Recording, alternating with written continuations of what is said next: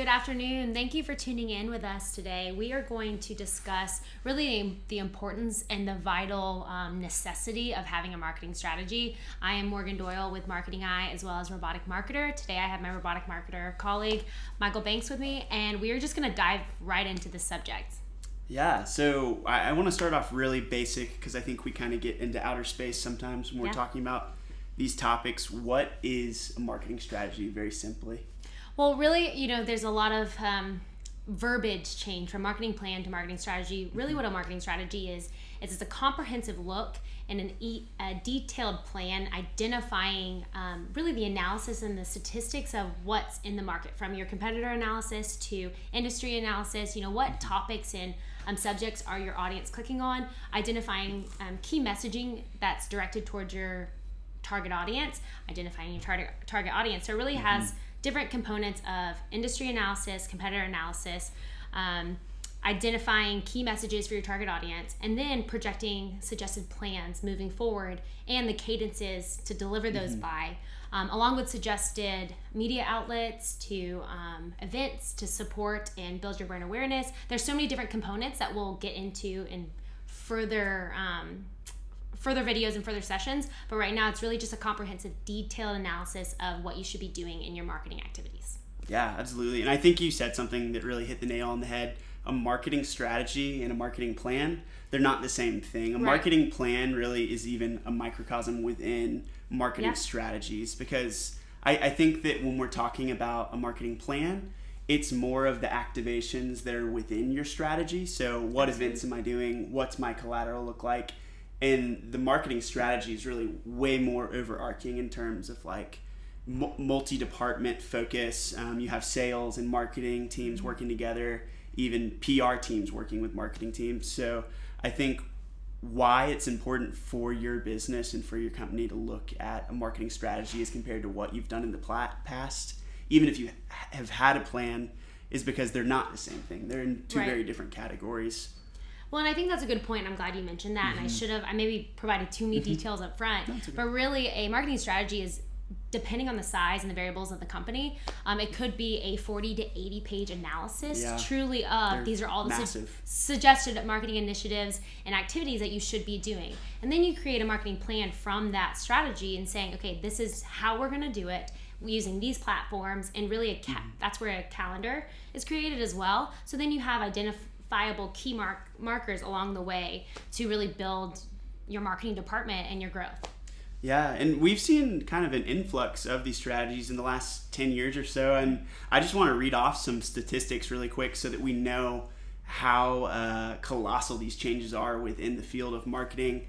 Out of around a couple thousand companies interviewed, 84.5% of U.S. companies with at least 100 employees utilize digital content marketing strategies this year. That blows me away, first off, because I feel like when it comes to content planning, a lot of people are really just doing that by the seam of their pants. Right.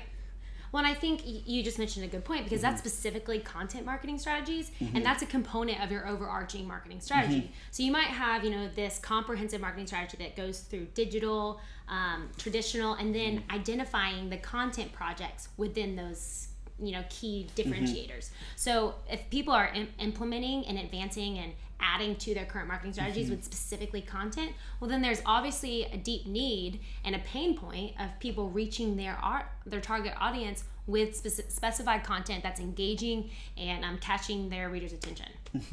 Yeah, and I would say something that also kind of confuses people when they think about a marketing strategy is who should be implementing this plan. Can you kind of speak to that a little bit? Right. Well, and I think that, that's a pain point for a lot of businesses. You have large corporations with huge teams internally that also utilize outsource marketing agencies, advertising agencies, PR agencies. But then there's also the small to medium-sized business space that might have 1 to 2 internal people, if any, that have really limited resources. And when I say resources, it's not just money. A lot of times it's time. Internal people have are wearing a lot of different hats. So really allocating their projects appropriately that best benefits the business is really a pain point. So that's when agencies can come in and provide these strategies that give you an identified plan. A lot of times these internal marketers, whether in a large corporation or a smaller corporation or smaller business, need a plan in identifying key projects that are really going to give them a return and build their brand awareness is what they need to just get going. And in order to get going, sometimes we understand that there's ad hoc projects that companies just need a sales presentation or a company brochure or a product brochure, whatever that may be. But at the end of the day, everybody still needs a plan and a strategy moving forward, whether that's a 6-month strategy, a 12-month strategy, and then being able to identify projects and create key deliverables along that guideline. Yeah. And I think something that is lost in translation a lot is this idea that for some reason that salespeople should be in charge of the marketing plan or marketing strategy, which frankly, it's not true.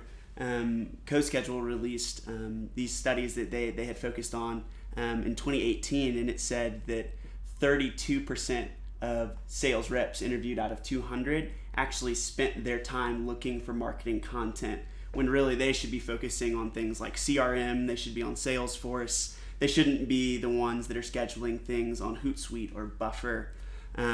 Really the marketing strategy is put in place so that everybody's on the same page. Well, and I actually have interesting feedback for that. Like, I agree and disagree with it because I've worked internally with a corporation and worked right hand in hand with our sales department.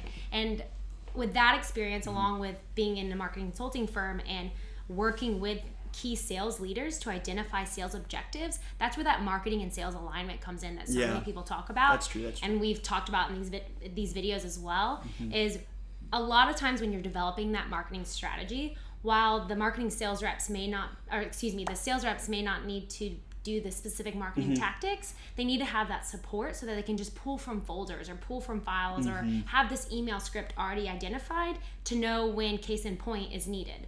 And so to have those discussions, it is important to have a sales leader, whether that's the director, VP, come in and give their perspective on the key sales objectives. So that way when the marketing team or the marketer is creating that strategy, they have those sales objectives and those business ROI goals in mind as they build the marketing activities to support that strategy. Yeah. And so go ahead. Yeah. Well, I was just going to say, I think that's a great point because it's less about whose job is this, Right. It's more about alignment, working in unity.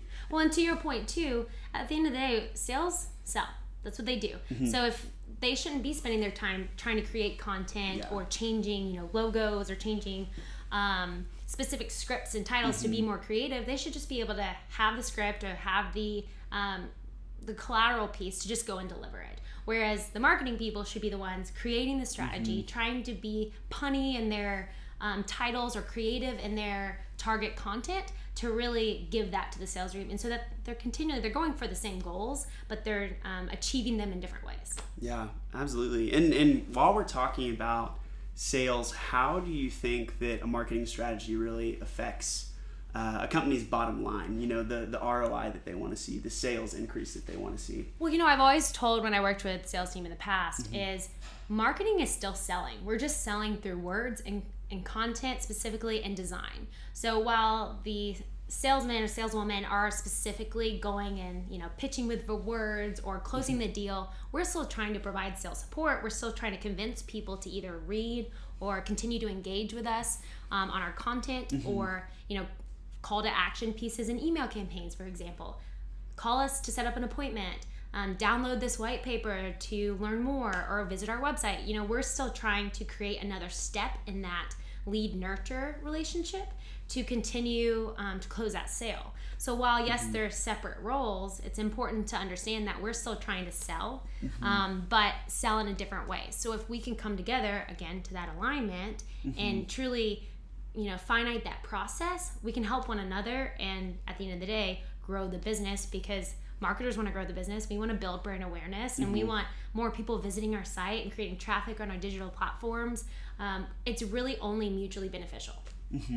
Yeah, and next week when we talk on this same topic, we're actually going to focus on consumers competition, and then expanding your brand impressions, brand awareness, brand recognition. Yeah. But one thing that I think is really important to note in all of this is that we're not just strictly talking about the importance of implementing strategies with B2C companies. Right. We're also talking about B2B, and CoSchedule, again, I think is a great resource for looking at some of the statistics about marketing strategies. They reported that 45% of around 1,400 companies interviewed had a marketing strategy, and it was documented thoroughly, that drives all of their marketing efforts. So this is a huge shift that we're seeing in the industry. That's, again, not just with B2C, but also with B2B companies. Well, and at the end of the day, it's a customized guidebook to give you tactical objectives and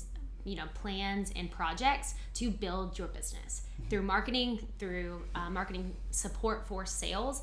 We're all trying to grow the business. The marketing strategy just helps guide the way. From a marketing perspective and sales perspective. And again, to your point, we're going to talk more in depth about it next week in a more detailed discussion of marketing strategies and really the different components and variables of that and what to look for, even from the analysis side of things. But that is all we have today. So I appreciate you listening in and hearing our feedback. Again, we'd like for your feedback for additional topics you'd like us to discuss, or more details on a marketing strategy, how to get started, whatever your questions may be or comments, please feel free to enter those in the comments below. Thank you for listening, and we'll see you next time.